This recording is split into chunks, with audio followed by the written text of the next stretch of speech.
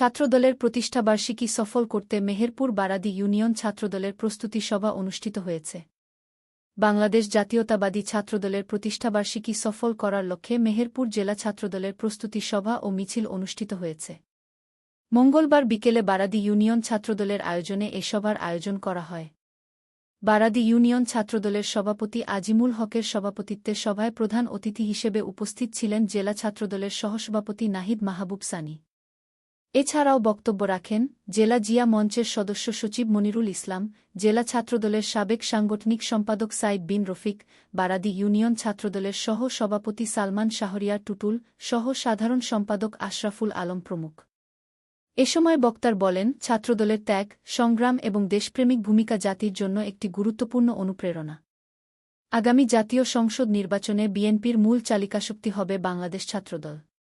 ছাত্রদলের উজ্জীবিত নেতৃত্ব ও সুশৃঙ্খল কার্যক্রম আগামী নির্বাচনে নতুন মাত্রা যোগ করবে। এ সময় আমজুপি ইউনিয়ন ছাত্রদলের বিভিন্ন ইউনিটের নেতাকর্মীরা উপস্থিত ছিলেন। এর আগে বারাদি ইউনিয়ন যুবদলে কার্যালয়ের সামনে থেকে একটি মিছিল অনুষ্ঠিত হয়। মিছিলটি বারাদি বাজার প্রদক্ষিণ করে একই স্থানে শেষ হয়।